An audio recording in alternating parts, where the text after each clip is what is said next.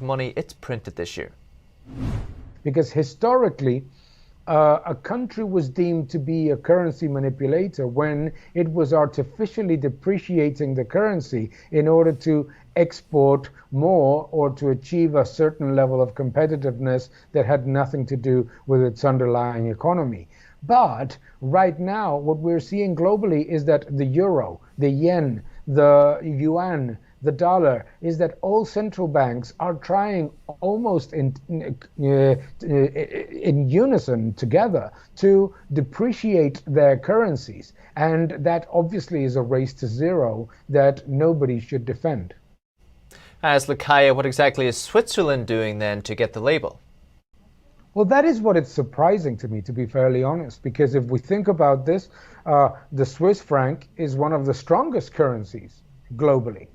And it's one of the strongest currencies relative to the dollar and relative to its main trading partners. And the reason why it's such a strong currency is fundamentally because the level of inflows of capital into the Swiss economy drive the currency stronger. So the efforts of the Swiss central bank to at least contain a little bit the strength of the Swiss franc are nothing different to what, for example, the European Central Bank or the Central Bank of Japan or the Federal Reserve are doing constantly, which is to talk down the currency that they manage in order to basically try to inflate the economy and reduce the debt burden, at least, as I said before, in after inflation. No?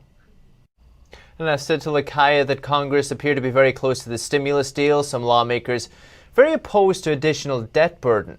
I asked him, is this something we're going to see, these stimulus packages, even throughout next year?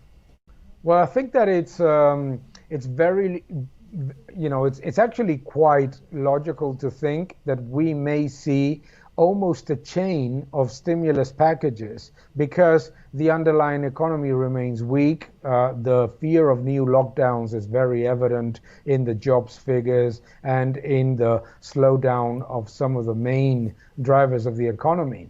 But it's very dangerous because if we think about this massive new stimulus package comes after two stimulus packages, of which we have not even started to analyze the implications. Have they worked? Have they not worked? Which areas have they been good for? Which areas of the economy have they actually made worse through zombification or perpetuating imbalances? So it seems almost like governments think that any injection of money in the economy is worth it no matter what. And we need to understand that stimulus packages need to be analyzed to see whether they actually work. Not just think that once one is finished, we just need to go through the next and then another, because it ends up being a massive problem afterwards of stagnation and massive debt.